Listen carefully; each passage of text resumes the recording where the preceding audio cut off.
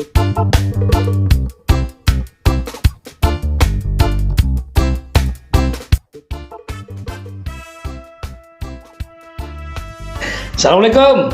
Salam Hayden fans. Selamat berhari Minggu untuk kita semuanya, kawan-kawan, rekan-rekan semua, Sentero, Facebook, YouTube, Instagram, dan lain-lain ya. Dan juga terima kasih kami ucapkan kepada subscriber ya, kawan-kawan yang sudah ikuti channel ini ya. Sejauh ini memang masih awal ya.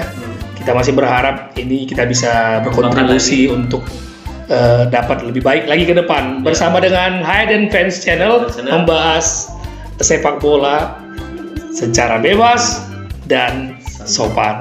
Ya, oke. Baik, kali ini saya kembali bersama rekan saya, Bung Adri Piliang. Ini banyak titip salam nih, Bung. Oke. Ya, saya pas itu hostnya Hayden Fans itu. Oh, itu orang Solok itu. Oh, iya. Asli Solok, Sumatera Barat ya. Dan juga Pak Guru ya. Ini dia Bung Adri rekan saya. Bagaimana? Apa kabar? Alhamdulillah sehat. Sehat. Ya. Dan cukup meriang semalam ya. Karena itu tadi yang akan dibahas. Oke, baik. Hari ini kita akan membahas tentang IPL, English Premier League ya. Beberapa match dan kita fokuskan ke MU ya. Di episode pertama kita sudah membahas tentang MU yang gagal di Carabao Cup. Pada episode keempat ini kita kembali membahas MU di IPL ya. Pasca kekalahan 0-1 dari Aston Villa ya. Ini bagaimana menurut Bung Adri ini? Ya, kembali menelan kekalahan ya. Sebelumnya MU dikalahkan dengan skor identik 1-0 di tempat yang sama yaitu Old Trafford.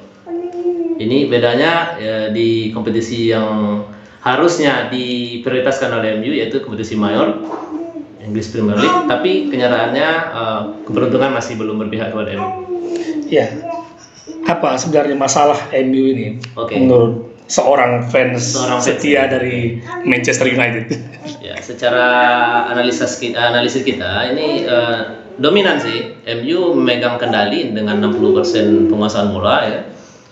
Tapi harus dihukum dengan kecolongan pada menit ke-88 kalau nggak salah, itu dari pemain belakang dari Aston Villa melalui sepak pojok ya, yang diteruskan oleh Courtney House, dan sekaligus beliau ini dinobatkan sebagai man of the match di laga ini. Jadi sebagai fan MU tentu ada semacam sulit menerima kesalahan ini. Kenapa? Karena permainan MU tidak layak memang untuk diacungi jempol pada match tadi malam. Dominan membawa bola, menyerang dan tidak tercipta peluang yang matang. Bahkan ini termasuk tendangan terbanyak yang dilakukan MU pada sebuah match. Namun hanya 5-4 saja yang baik, ada beberapa shot of target ya. Iya, betul. Sampai dengan 28 shot of target dan hanya 4 mengarah ke gawang. Berbanding dengan Aston Villa yang mendapatkan 3 shoot on target dari 7 kesempatan. Waduh, ini artinya berpulang kepada efektivitas juga menurut saya, Bung Andri. Benar sekali. Ini kita lihat kembali pada laga sebelumnya yang terjadi ya, pada saat Carabao Cup atau Piala Ciki. MU saat itu juga melepaskan 27 tendangan. Namun kali ini agak lumayan. Kalau sebelumnya bisalah 6 diantaranya mengenai sasaran. Tapi pada laga ini menurun. 28 kali tendangan tapi hanya mengarah 5 ke arah gawang. Melepaskan tembakan 28 kali dan tidak mencetak gol itu salah satu PR besar juga bagi Ole dan perlu segera diselesaikan. Mengingat ini cukup krusial ya untuk laga-laga selanjutnya. Musim masih panjang. Tentunya kita belum bisa menggambarkan secara keseluruhan bagaimana penampilan MU. Namun di sini kita perlu juga membahas statistik pertandingan. Di sini kita ambil dari Google Live Score ya. Di sini saya melihat secara penguasaan bola MU sangat dominan seperti yang disampaikan Bung Ardi tadi ya, 60% berbanding 40%. Dan tingkat operan sukses 409 dibanding 271 ya. Tapi di sini akurasinya itu 76%. Akurasi, iya benar. Sementara untuk tim seperti MU itu sangat tidak laik sekali menurut saya, karena 80 sekian persen aja itu termasuk rendah ya. Betul. Harusnya pemain seperti Bruno Fernandes, kemudian Paul Pogba, ada juga Scott McTominay, ada Fred juga di tengah. Di ditunjang dari dua back yang bisa bilap serangan seperti Harry Maguire dan juga Rafael Varane. Kenapa sampai 76%? Ada apa ini? Seperti laga-laga sebelumnya, salah satu pemain kunci yang bisa kita nilai di sini adalah underperformnya seorang playmaker kami yaitu Bruno Fernandes ya. Yang mana selain gagal mengosi penalti, sepanjang laga Fernandes memang terlihat kurang efektif.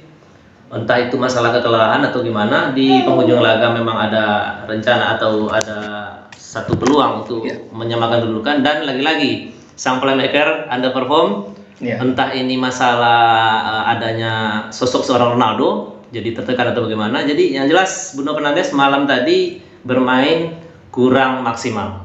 Itu yang pertama. Dari sang eksekutor dalam 23 upaya semua kompetisi semua di MU. Statistik 28 tembakan. Luar biasa memang ya. Faktor internal MU ini kalau kita bahas secara menyeluruh, rekan-rekan sekalian ya tentunya sangat kompleks sekali ya. Apalagi semenjak kedatangan Ronaldo ya, memang itu plus dan minus ya. Iya benar sekali. Terbukti semalam saya melihat nampak sekali ya awal masalah dari MU adalah saat Bruno Fernandes tidak memberikan kesempatan kepada Ronaldo, walaupun Bruno adalah eksekutor pertama. Benar sekali. Dan itu dibela oleh Paul Pogba, dan ada opini dari media-media di Inggris yang mengatakan bahwasanya seorang Ole ini tidak memihak kepada Ronaldo. Benar sekali. Mungkin ada suara-suara miring memang seperti itu, tapi dari wawancara yang dilakukan oleh semalam ya, jadi yang pasti kecewa. Sudah sangat kecewa pada pasca laga dan sempat mengomentari juga secara keseluruhan. Namun yang menarik di sini Ole lebih menyalahkan golnya Aston Villa ke gawang MU. Kenapa yang dianggap beliau offside? Walaupun kita sama sekali melihat di situ kalaupun offside ada VAR ya. Namun lepas dari laga ini MU memang Solskjaer mengakui masih di bawah perform dan berdalih mungkin masih kelelahan pada laga sebelumnya. Baik, selanjutnya Ole out atau Ole stay? Nah ini dia. Ole out atau Ole stay? Secara objektif ya, kita lihat beberapa match ke depan, jadi Ole stay dulu deh. Memang tidak mudah ya untuk membangun tim kembali dengan pelatih yang baru seperti yang kita bahas pada episode kedua. Bagaimana Juventus dengan atau tanpa Cristiano Ronaldo bertransisi dan memang belum konsisten ya. Demikian pula mungkin dengan sosok pelatih juga ya. Dimanapun timnya pasti akan sulit untuk bisa survive dengan pelatih yang baru, kecuali dengan proses. Kata Indra Safri ya, percaya proses. Proses dulu. Oke, baik, next. MU akan melakoni partai yang cukup krusial di UEFA Champions League melawan Villarreal ya. Nah, di sini memang perlu juga ini kita sedikit membahas tentang MU melawan Villarreal. Ini di Old Trafford atau di apa ini? Di Villarreal. Bermain di kandang Villarreal. Oke, tandang ke Spanyol ya.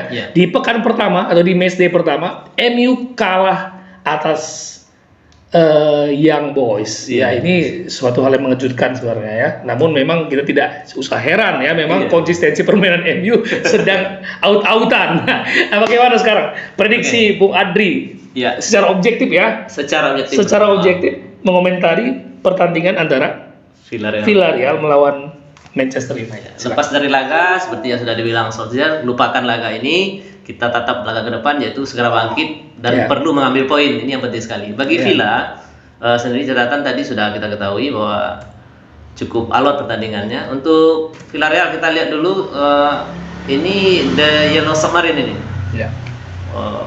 Tim yang dijulukan kapal selam kuning ya. Ini secara umum boleh dikatakan musim ini memang belum terlalu bagus Villarreal.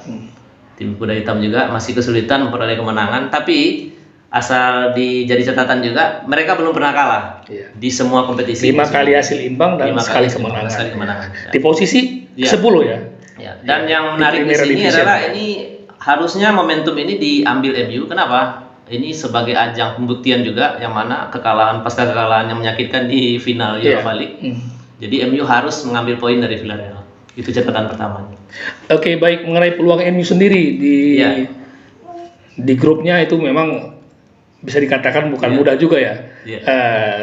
Semenjak kekalahan dari Young Boys, tentunya banyak fans MU dan mungkin para pengamat sepak bola meragukan kapabilitas MU ini ya. Iya. Apakah bisa survive atau lanjut ke babak knockout ya? Iya. Dengan saingan terdekat Atalanta dan Villarreal yang di pekan pertama bermain imbang 2-2. Iya, benar. Artinya Villarreal dan Atalanta sudah berbagi poin 1 poin. Nah, Iya. bagaimana peluang MU? Sementara saya melihat semalam match Atalanta melawan Inter Milan, waduh, itu memang timnya full pressing luar Iya, biasa ya, menyulitkan tim sekelas Inter Milan dan bermain imbang 2-2. Ada beberapa pemain kunci Atalanta juga. Dan demikian pula Villarreal yang akan dihadapi ini, Bung Adri, Iya. dengan Gerard Moreno, Iya. Kokwelin, Yes. kemudian sosok pelatih yang sangat berpengalaman yaitu Itu Unai Emery. ya. Bagaimana menurut Yang pasti pada laga nanti ya, match kedua Liga Champions antara MU Villarreal ini merupakan tadi saya bilang sudah ajang balas dendam bagi MU yang harus merelakan trofi pertama Iya. bersama Ole ya. Betul. Jadi menghadapi Villarreal tentunya MU akan membawa misi berat juga untuk bangkit dari 2 kekalahan beruntun ya. demi mengamankan 3 poin pertama. Jadi pertama kita sama tahu bahwa MU harus mengakui kekalahan dari Young Boy. Dengan hasilnya sekarang MU berada di posisi buncit Ya. di grup. Di atas kertas MU diunggulkan. Kenapa demikian? Karena Villarreal seperti kita lihat pada laga-laga sebelumnya memang kesulitan untuk meraih kemenangan. Walaupun mereka di laga terakhir bisa diperkuat oleh bek andalan itu Pau Torres. Ini selalu satu pemain kunci Terakhir juga. semalam Ya. bisa menahan imbang Bisa Real menahan Madrid. imbang Madrid. 0-0 ya. Oh ya, semalam Ya. ya, 0-0 di 0-0. Stadion Real Madrid. Santiago Bernabeu. Ya. Namun bertindak sebagai tuan rumah, jadi saya sedikit koreksi tadi. Ya. MU sebagai tuan rumah, MU mungkin sedikit mendapat keuntungan. Kenapa? Karena laga ini selain didukung oleh ribuan penonton ya, tapi MU juga punya misi balas dendam seperti itu. Oke, tinggal lagi bagaimana formasi ataupun skema permainan yang diusung oleh seorang Ole Gunnar Iya. Solskjaer. Saya melihat di sini Bung Adri, Ya. Ole ini selalu buntu dengan formasi menyerang karena memang sangat kesulitan apabila berhadapan dengan tim-tim yang bertahan ya. Iya, benar sekali. Apakah Villarreal ini menahan diri untuk meraih hasil imbang Iya. atau sekedar hasil imbang atau Iya. memang mereka mengincar kemenangan juga? Bagaimana menurut Bung Adri? Villarreal perlu kita tahu ada beberapa pemain kunci di sana. Ya. Dan mereka juga bisa dikatakan kuat di bagian belakang ya. Jadi karena bertandang ke Inggris, ke Old Trafford, tentu mereka harus berhati-hati karena MU tentunya akan tampil all out di depan supporter sendiri. Saya yakin agak feelingnya Villarreal agak sedikit menunggu dulu Ya. dan mengandalkan serang balik. Oke, baik. Secara fisik bagaimana ketahanan skuad MU secara keseluruhan ya? Oke. Apalagi katanya semenjak kedatangan Ronaldo ya, ini tempat latihan fitness MU ini semakin ramai ya. Iya, betul Dan durasi yang digunakan untuk hanya sekarang untuk fitness dan membentuk massa otot di pusat kebugaran MU itu luar biasa. Nah, namun saat ini memang belum nampak hasilnya ya. Iya. Ya, bagaimana menurut Bung Adri? Efek Ronaldo efek ya. Iya. Pertama Ronaldo efek mungkin ada berita-berita yang kita baca juga di media-media massa bahwasanya kedatangan Ronaldo menjadi sebuah hal positif juga bagi MU. Salah